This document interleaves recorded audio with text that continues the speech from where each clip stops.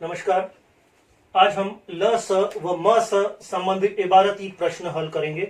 इबारती प्रश्नों से तात्पर्य है दैनिक जीवन से संबंधित कुछ छोटी बड़ी समस्याओं को हम हल करना, उनको हम कहते हैं इबारती प्रश्न। और आज हम ल स और म स से संबंधित दैनिक जीवन की कुछ समस्याओं को हल करेंगे। ऐसी ही एक छोटी सी बात, एक छोटी सी समस्या हमारे इस प्रश्न में है। जैसे किसी वृत्ताकार मैदान का एक चक्कर पूरा करने में रमन को 18 मिनट लगते हैं, जबकि इसी वृत्ताकार मैदान का एक चक्कर अनुप्रिया 12 मिनट में लगाती है। यदि दोनों एक ही स्थान से एक ही समय पर एक ही दिशा में चलते हैं तो बताइए दोनों प्रारंभिक स्थान पर कितने समय बाद मिलेंगे। एक बार फिर मैं आपको बता दूं, एक वृत्ताकार मैदान है, ये गोल मैदान। इस मैदान पर एक तो है रमन और दूसरी है अनुप्रिया ए। दोनों एक ही स्थान से एक ही समय पर एक ही दिशा में, रमन भी इसी दिशा में चक्कर लगाता है और अनुप्रिया भी इसी दिशा में चक्कर लगाती है। अब रमन को एक चक्कर लगाने में 18 मिनट का समय लगता है और अनुप्रिया को एक चक्कर लगाने में 12 मिनट का समय लगता है।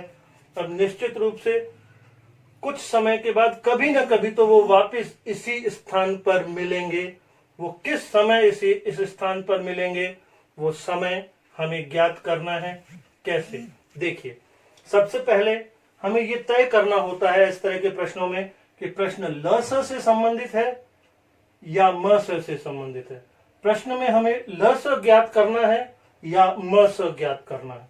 तो देखते हैं, सबसे पहले हम बात करते हैं रमन की और साथ ही करेंगे अनुप्रिया की। अनुप्रिया, तो रमन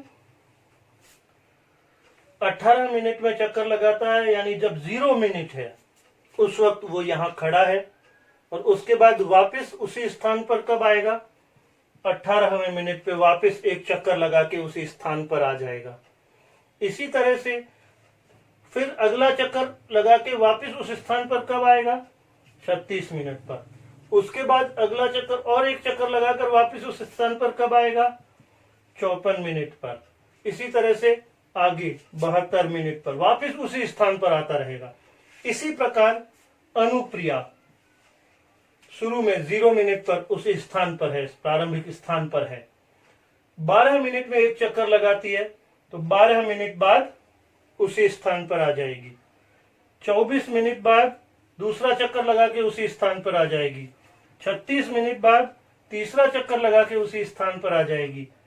48 मिनट बाद चौथा चक्कर, 60, 72, 84, इसी तरह से वो वापस उसी स्थान पर हर 12 मिनट में। अब ये देखिए, ये जो रमन के लिए 18, 36, 54, ये 0 मिनट पे तो स्टार्टिंग पॉइंट है, तो दोनों उसी जगह पर है। लेकिन उसके बाद 18, 36, 54, 52, ये सब क्या है, ये सब अगर आप ध्यान से देखें तो 18 के गुणज है जब वह उसी स्थान पर वापस पहुंच रहा है। और अनुप्रिया के लिए ये सारा समय 12 के गुणज है।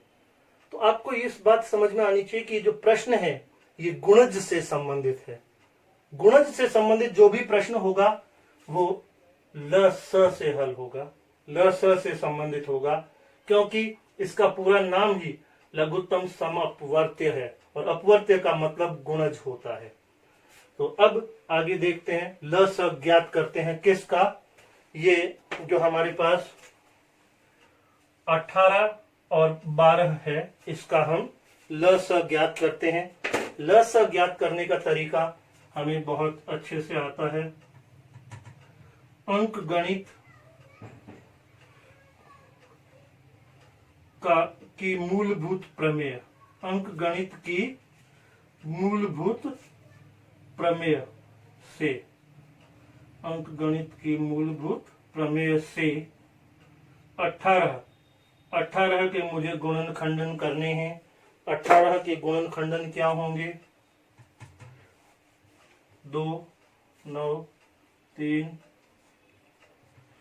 2 की घात 1 3 की घात 2 2 की घात 1 इंटू, या इंटू भी लगाने की जरूरत नहीं है, 3 नहीं लगा हुआ है तो इंटू अपने आप लगा हुआ, बीच में कुछ नहीं है तो वो इंटू है। इसी तरह से 12 के भी गुणनखंडन करें तो 12 के गुणनखंड क्या आएंगे वो भी देख लीजिए। 12 के गुणनखंड 12 2 2 3, 12 के गुणनखंड आ रहे हैं 2 की घात 2 3 की घात 1। और अब हमें इन गुणनखंडों से लस ज्ञात करना बड़ी आसानी से आता है, और हमें मालूम है 2 और 3 गुणनखंड यहाँ यूज हुए हैं, तो 2 और 3 मैंने लिख दिए। लस ज्ञात करने के लिए मुझे अधिकतम घात लेनी है। 2 की अधिकतम घात कितनी है 2, और 3 की अधिकतम घात कितनी है 2, तो 2 की घात 2 इंटू 3 की घात 2, ये हो गया 4 इंटू 9 बराबर 36। अतः रमन व अनुप्रिया प्रारंभिक स्थान पर 36 मिनट बाद मिलेंगे। अब देखिए यहां भी हमको दिख रहा है 0 0 पर दोनों साथ थे, और देखिए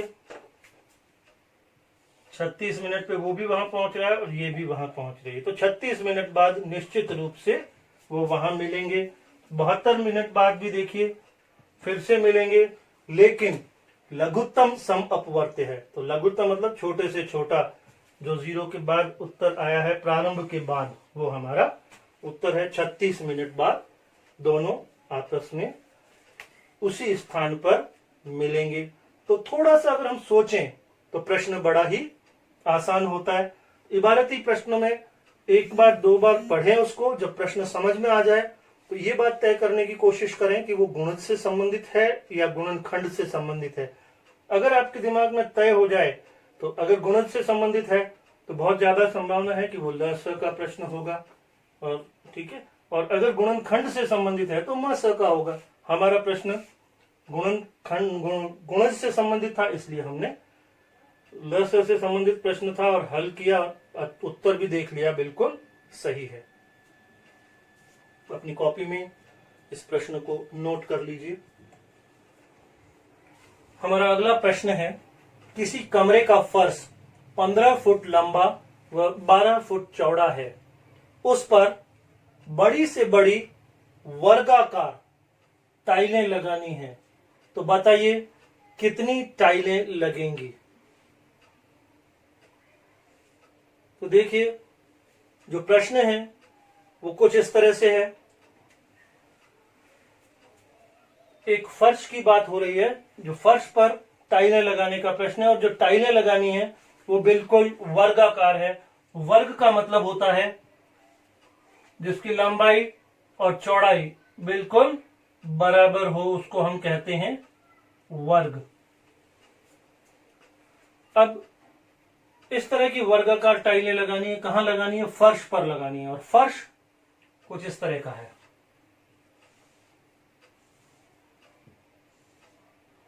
फर्श जो हमें दिया गया है वो फर्श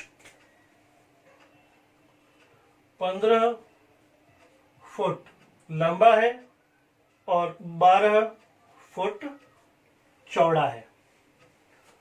इस फर्श पर इस तरह की टाइलें लगानी है, और कितनी टाइलें आएंगी ये हमें बताना है, और टाइलों में भी बड़ी से बड़ी टाइलें लगानी, जितनी बड़ी से बड़ी लग सकती है उतनी। तो सारी टाइलें वर्गाकार होनी चाहिए, ये भी साथ में एक शर्त है। तो अब आप देखिए ध्यान से, यहां पहले 12 फुट के हिसाब से हिसाब कर लेते हैं। 12 फुट ये चौड़ाई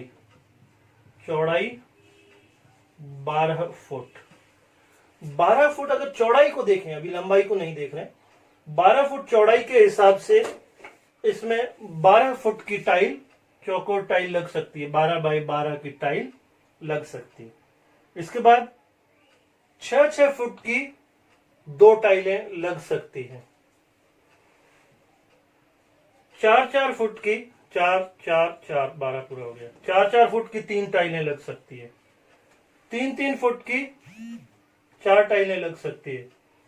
2-2 फुट की 6 टाइलें और 1-1 फुट की 12 टाइलें इस चौड़ाई के हिसाब से लग सकती है। अब हम देखते हैं लंबाई।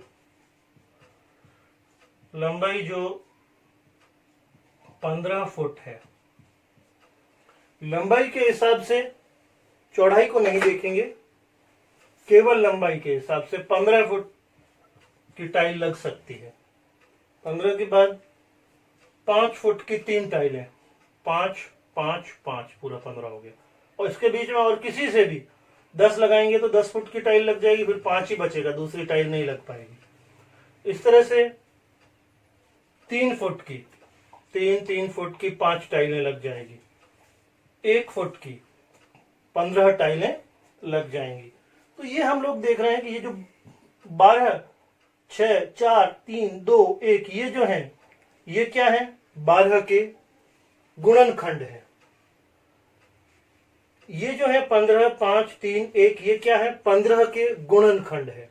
तो ये बात हमें समझ में आई कि ये जो प्रश्न है जिसमें टाइलें लगानी है वो गुणनखंड से संबंधित है, गुणज से संबंधित नहीं। ऐसा नहीं हो सकता कि 12 फुट चौड़ा हमारा कमरा है और उसमें 12 की जगह 24 फीट की टाइल लगा दें, 36 फीट की टाइल लगा दें, ये संभव नहीं है। तो गुणज का तो प्रश्न नहीं है, गुणनखंड का प्रश्न है, ये हमने देख लिया। तो अब सीधी सी बात है, जब गुणनखंड का प्रश्न है तो इस प्रश्न को हमें म स के माध्यम से हल करना होगा। तो अब चलते हैं, म स ज्ञात कर लेते हैं। वही अंक गणित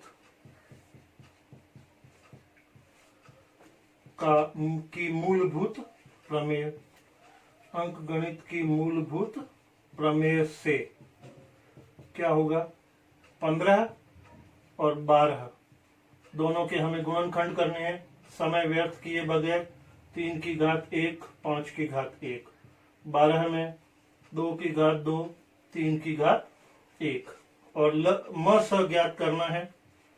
तो म स ज्ञात करने के लिए उसी तरह से जितने भी गुणनखंड आए हैं अभाज्य गुणनखंड, उन सबको लिख देते हैं। 2 आया है, 3 आया है और 5 आया है। 2 अब म स ले रहे हैं तो न्यूनतम घातें लेनी है, कम से कम वाली घात लेनी है। इसमें 2 नहीं है, मतलब 2 की घात 0 है। इसमें 2 की घात 2 है, तो कम से कम घात कितनी है? 2 की घात 0 कम से कम है, तो कम से कम वाली घात। इंटू इसमें 3 की घात 1 है, इसमें भी 3 की घात 1 है, तो कम से कम घात 1 तो है ही, 3 की घात 1। इंटू इसमें 5 की घात 1 है, इसमें 5 की घात 0 है। नहीं होता संख्या तो इसका मतलब 5 उसकी घात 0 है, तो न्यूनतम घात 0 है। हल करें तो 2 की घात 0 1, इंटू 3 की घात 1 3, इंटू 5 की घात 0 1, तो ये आ गया 3। अब ये म स 3 आया है, इसका मतलब ये है कि जो टाइल लगेगी वो देखिए, म स इसमें भी 3 है और इसमें भी 3 है, तो 3/3 लंबाई में भी 3 और चौड़ाई में भी 3 की टाइलें लग सकती है। तो 3/3 की टाइल आराम से लग जाएगी। आप ये बोलेंगे कि ये भी तो है 1/1, लेकिन प्रश्न क्या कह रहा है? बड़ी से बड़ी वर्गाकार टाइल लगानी है। तो 3/3 और 3 के अलावा इससे बड़ा कोई भी कॉमन वेनिस्ट उत्तर नहीं है। अतः 3 फुट 3/3, यानी ऐसे अगर करें निशान तो ये 3 फुट का निशान है। 3 फुट बाय 3 फुट की टाइलें लगेंगी। अब ये टाइलें लगेंगी 3 फुट बाय 3 फुट की। अब कितनी टाइलें लगेंगी उनकी संख्या का हमें पता लगाना है। तो टाइलों की संख्या कैसे पता लगाते हैं? सीधी सी बात है, ये टाइलों का उपयोग क्या हो रहा है, फर्श का क्षेत्रफल ढकने के लिए हो रहा है। फर्श का क्षेत्रफल टाइलों के क्षेत्रफल से ढका जा रहा है। तो ऊपर आएगा फर्श का क्षेत्रफल और नीचे आएगा ऊपर फर्श का क्षेत्रफल और हर में एक टाइल का क्षेत्रफल, एक टाइल का क्षेत्रफल। तो टाइलों की संख्या को हम n से भी लिख सकते हैं, n, टाइलों की संख्या n बराबर, तो n आ जाएगा हमारा, फर्श का क्षेत्रफल है, लंबाई इंटू चौड़ाई होता है। अगर हम ये क्षेत्रफल ज्ञात करें, ये फर्श का क्षेत्रफल है और क्षेत्रफल ज्ञात करने के लिए हमें लंबाई गुणा चौड़ाई करना पड़ता है। तो 15 गुणा 12 और एक टाइल का क्षेत्रफल 3 इंटू 3 है, 3 इंटू 3। तो इस तरह से जब हम थोड़ा सा हल करेंगे, काटेंगे, तो 3 एकम 3, 3 चौक 12, 3 एकम 3, 3 पंजे 15, 5 चौक 20, 5 इंटू 4 20। तो 20 टाइलों की आवश्यकता पड़ेगी। तो टाइलों की संख्या, एक तो टाइल की साइज हो गई 3 बाई 3 फीट की टाइलें लानी है, और कितनी टाइलें लानी है, 20 टाइलें लानी है। और आप देख लें बिल्कुल अच्छे से, यहां अब मैं इसके फर्श के टुकड़े, ये 3 3 3 और ये 3, ये 3 3 3 3, 4 बार हो गए टुकड़े। इधर अगर करूंगा तो 3 3 3 3 5 बार होंगे। और इस तरह से इसको मैं आगे बढ़ाता हूं,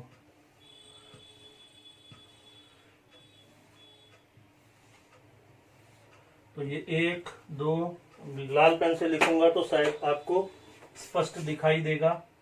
1 2 3 4 5 6 7 8 9 10 12 13 14 15 16 17 18 19 20 टाइलों से, और सारी टाइलें 3 बाई 3 की है।